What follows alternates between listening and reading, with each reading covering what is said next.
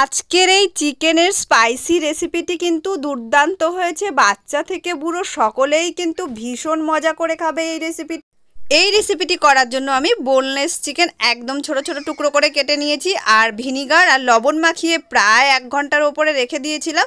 তারপর আবারও একটু লঙ্কার গুঁড়ো, জিরের গুঁড়ো, হলুদ গুঁড়ো, একটা ডিম ভেঙে এখানে দিয়ে দিলাম, একটুখানি চিনি অ্যাড করে দিয়েছি, এখানে 2 চামচ মতো ময়দা নিয়ে নিয়েছি আর দিয়ে দেব গ্রেট করা আদা, গ্রেট করা রসুন আর গ্রেট করা পেঁয়াজ দিয়ে খুব ভালো করে এটাকে হাত দিয়ে মেখে নিতে হবে।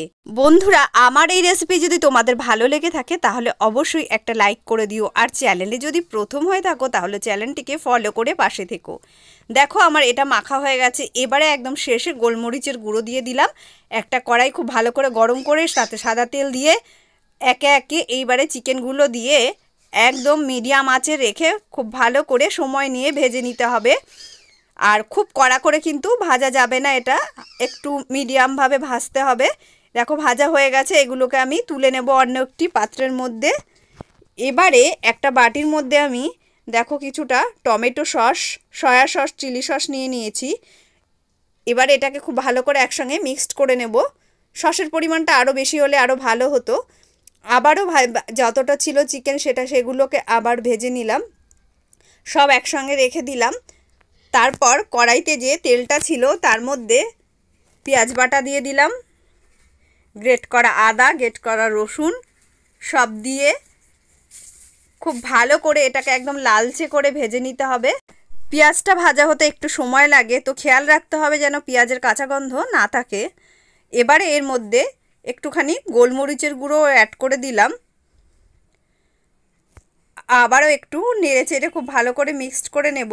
তারপর এর মধ্যে লঙ্কার গুঁড়ো অ্যাড করে আবার একটু হলুদ গুঁড়ো, জিরের গুঁড়ো অ্যাড করে নিলাম। তারপর খুন্তি দিয়ে নেড়ে চেড়ে মিক্সড করে নেবে, একটুখানি চিনি অ্যাড করে এবারে সসটা এর মধ্যে ঢেলে দিলাম। বাটিটা ধুয়ে আরও একটু জল অ্যাড করব এর মধ্যে। দেখো কালারটা কত সুন্দর এসে গেছে।